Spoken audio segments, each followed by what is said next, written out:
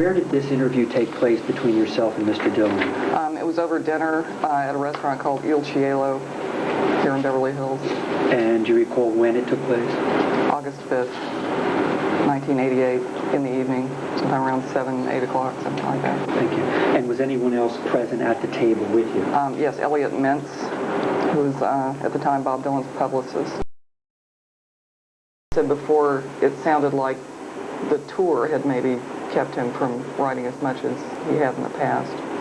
James Damiano versus Sony Music Entertainment Incorporated and Bob Dylan. And the case number is 95-4795. We're here at the offices of Parcher and Hayes, located at 500 Fifth Avenue, New York, New York. And this is a deposition of Tony Tiller. This time counsel will identify themselves. Stephen Kramer for the plaintiff. Orange Snyder and Ruth Lott for Sony Music Entertainment, Inc. and Bob Dylan. At this time, I have the court reporter swearing the witness. Raise your right hand, sir. Do you swear in the testimony you're about to give that you will tell the whole truth, so help you God? Yes, I do. Thank you very much. Okay. Mr. Tiller, good morning. You are employed by whom, sir? Sony Music. And how long have you been employed by Sony Music? For 9 years on staff, 10 years if you count, approximately a year and 2 months as temp/per diem. I was promoted to Associate Director of Marketing Services.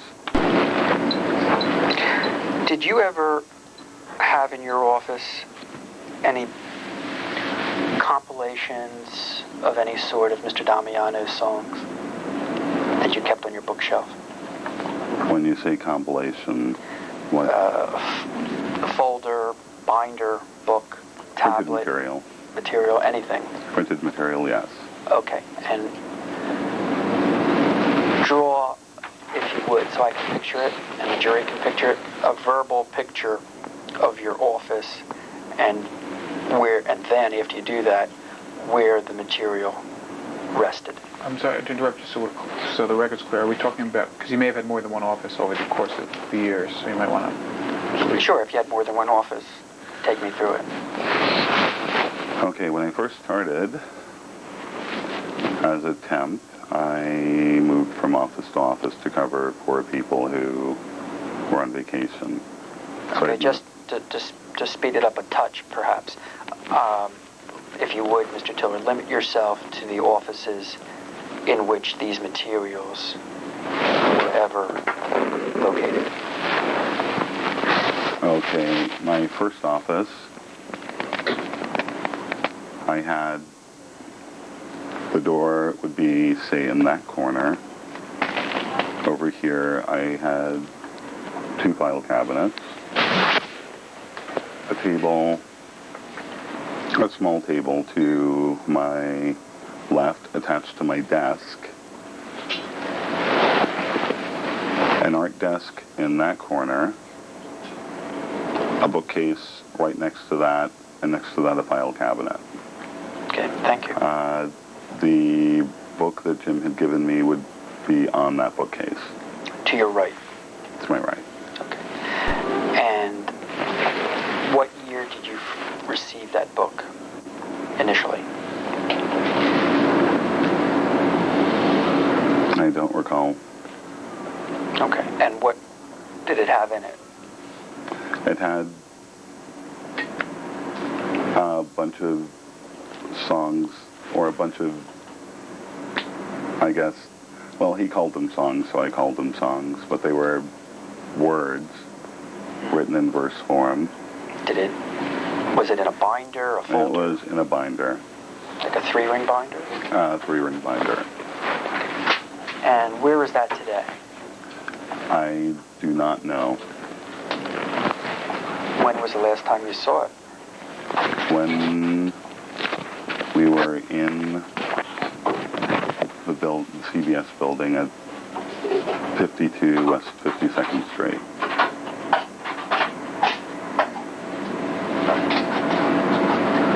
And you're telling us and the jury you don't know what happened to them, those materials of songs or words? No, I do not. Just disappeared? Well, when we moved from that building, approximately 4 or 5 years ago. As I explained to Jim, we were to pack our own desks. We were pressed to work until the day we moved, pretty much. And the movers came in and packed everything else. There were things that were left behind.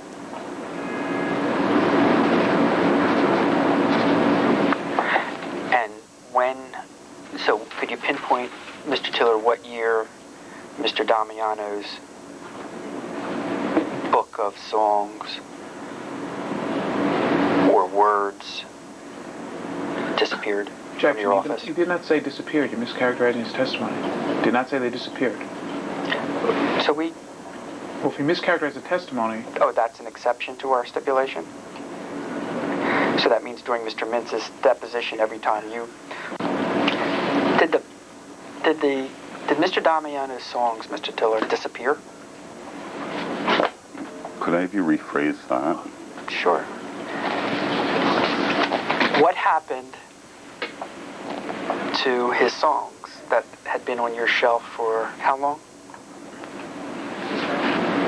1.5, possibly 2 years. Okay. The songs, or that binder, without... That binder disappeared, did it not? They were left in the building when we moved. And did you ever go back to retrieve it or to ask where it was? No, I did not. There were... And is that building still owned by CBS? Yes, it is. Okay. And that's CBS's headquarters, yes? Yeah. And all we know now, and all the jury knows now, is that you don't have it, correct? That is correct. And Sony does not have it, to your knowledge. Sony does not have it. Right. And if we went to your office today, where your office used to be on 52nd Street, did that? No, I did not. And all we know now, and all the jury knows now, is that you don't have it, correct? That is correct. And Sony does not have it, to your knowledge. Sony does not have it. Right. And if we went to your office today, where your office used to be on 52nd Street, at CBS's headquarters, did you ever tell Mr. Damiano that his materials had been lost, or left behind, or disappeared? Yes, I did. And what did he say? I can't recall exactly what he said.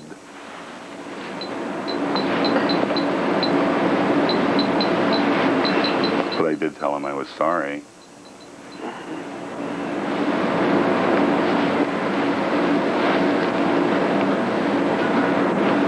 Counsel, this is the second witness in a row, literally, who received materials from the plaintiff comprising one or more of his songs, where the materials have disappeared, whether you want to use the word disappeared, lost, destroyed, evaporated, whatever phrase you want to use. And I want the record to note that this is the second witness in a row. Mr. Mintz testified that he destroyed Mr. Damiano's fax materials. And no, not only did he destroy them, he went further. He said he shredded them. Mm-hmm.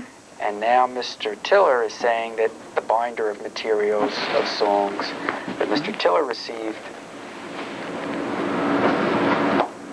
got lost, disappeared, don't exist. And I want that to be clear that that has occurred.